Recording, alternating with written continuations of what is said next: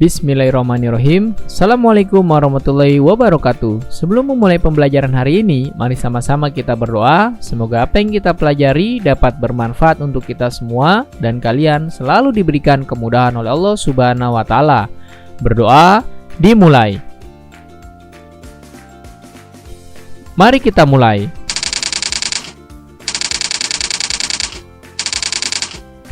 Hari ini kita akan mempelajari tema 7 tentang kepemimpinan, subtema 1, pemimpin di sekitarku, pembelajaran keempat.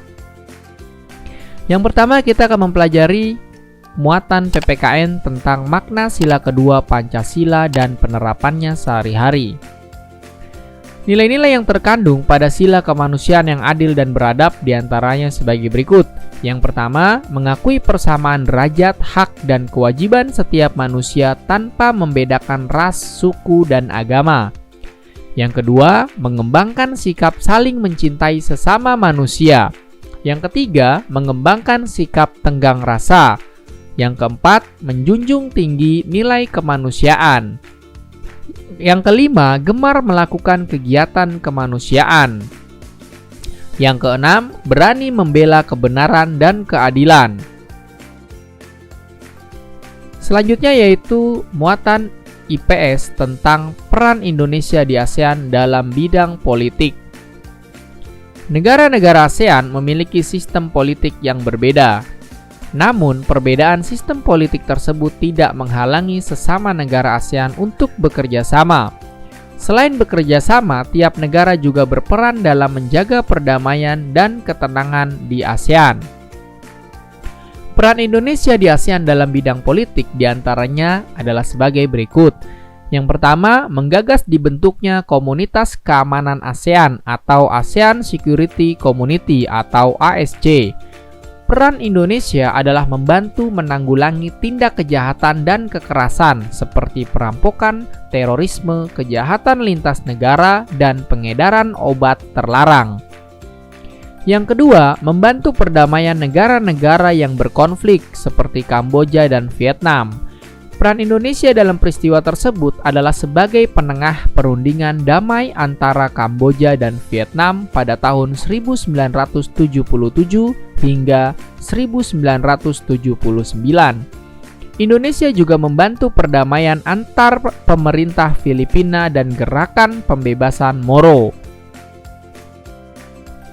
Yang ketiga, melaksanakan Jakarta Informal Meeting yang bertujuan untuk mendamaikan pihak yang berkonflik di Kamboja.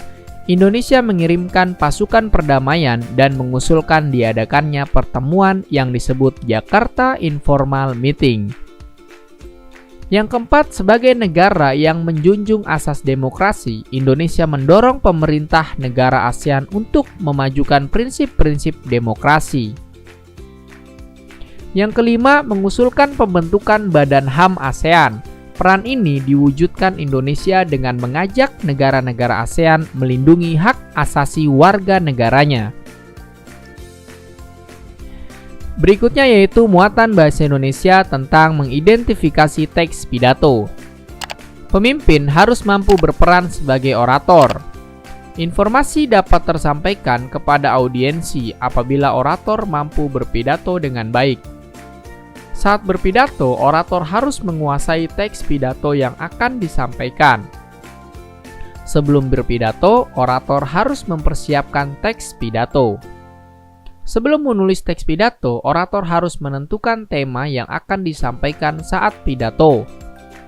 Penentuan tema sangat penting karena memudahkan dalam penyusunan teks pidato maupun pelafalan teks pidato nantinya. Setelah menentukan tema, orator harus mengumpulkan referensi atau sumber. Selanjutnya, orator memulai menyusun kerangka pidato.